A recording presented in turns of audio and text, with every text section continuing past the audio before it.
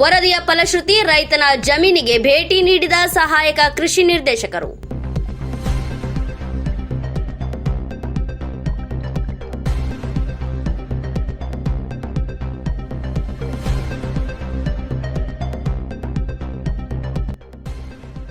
ಕಳೆದ ಜುಲೈ 9ರಂದು ಗುರುವಾರ ಭೀಕರ ಬರಗಾಲದ ನಡುವೆ ಹಳದಿ ರೋಗಕ್ಕೆ ತುತ್ತಾದ ಹೆಸರುಬೇಳೆ ಎಂಬ ಶೀರ್ಷಿಕೆ ಅಡಿಯಲ್ಲಿ ಕರ್ನಾಟಕ ಬೀಟ್ ನ್ಯೂಸ್ ಕನ್ನಡ ಸುದ್ದಿ ವಾಹಿನಿಯಲ್ಲಿ ವರದಿಯನ್ನ ಪ್ರಸಾರ ಮಾಡಲಾಗಿತ್ತು.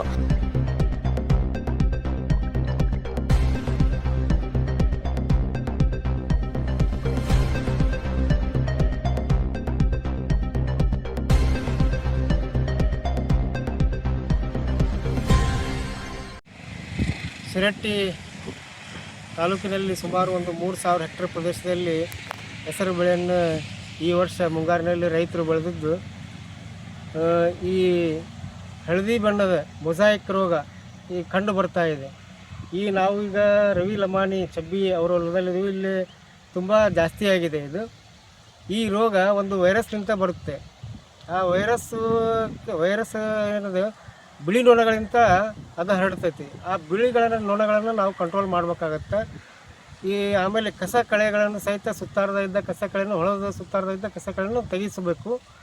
ಆಮೇಲೆ ಬಂದಲ್ಲಿ ಮೊದಲು ಫಸ್ಟ್ ನೀವು ಒಂದೇದು ಹಳದಿ ಚುಕ್ಕೆ ಆಗುತ್ತೆ. ಫಸ್ಟ್ ಚುಕ್ಕೆಯಲ್ಲಿಂದ ಪೂರ್ತಿ ಎಲೆಗಳು ಸಹಿತ ಹಳದಿ ಬಣ್ಣಕ್ಕೆ ತಿರುಗ್ತವೆ. ಎಲೆಗಳು ಹಳದಿ ಚುಕ್ಕೆ ನೀವು ಕಂಡು ಬಂದಾಗಲೇ ಸಹಿತ ಆ ಗಿಡಗಳನ್ನು ತೆಗೆದು ಸ್ಪ್ರೆಡ್ ಆಗಲಿ ಆ ಸ್ಪ್ರೇಯನ್ನು ತೊಗೋಬೇಕು. ಅಂದರೆ ಮುಂದಿನ ನಾವು ಹೆಚ್ಚು ಆಗಲಾರ್ದಂಗೆ ರೋಗವನ್ನು ಬರಲಾರ್ದಂಗೆ ತಡೆಗಟ್ಟಬಹುದು.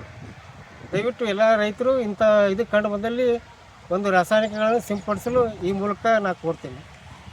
ಇನ್ನು ಕರ್ನಾಟಕ ಬೀಟ್ ನ್ಯೂಸ್ನಲ್ಲಿ ಬಂದ ಸುದ್ದಿಯನ್ನು ಗಮನಿಸಿ ಇದಕ್ಕೆ ಸ್ಪಂದಿಸಿದ ಶಿರಹಟ್ಟಿ ತಾಲೂಕು ಕೃಷಿ ಇಲಾಖೆಯ ಸಹಾಯಕ ನಿರ್ದೇಶಕ ಶಿವಕುಮಾರ್ ಕಾಶ್ಯಪ್ನವರಿವರು ಕಳೆದ ಗುರುವಾರ ದಿನವೇ ಶಿರಹಟ್ಟಿ ತಾಲೂಕಿನ ಚಬ್ಬಿ ಗ್ರಾಮದ ರೈತ ರವಿ ಲಮಾಣಿಯವರ ಜಮೀನಿಗೆ ಭೇಟಿ ನೀಡುವ ಮೂಲಕ ರೋಗ ಬಾಧಿತಗೊಳಿದ ಹೆಸರುಬೇಳೆಯನ್ನು ಪರಿಶೀಲಿಸಿ ರೋಗ ನಿಯಂತ್ರಣ ಮಾಡುವ ಕುರಿತು ರೈತನಿಗೆ ಸಲಹೆ ಹಾಗೂ ಸೂಚನೆಯನ್ನ ನೀಡಿದರು. ವರದಿ ಚಂದ್ರಶೇಖರ್ ಸೋಮಣ್ಣವರ್. ಕ್ಷಣ ಕ್ಷಣದ ಸುದ್ದಿಗಾಗಿ ನೋಡ್ತಾ ಇರಿ ಕರ್ನಾಟಕ ಬೀಟ್ ನ್ಯೂಸ್.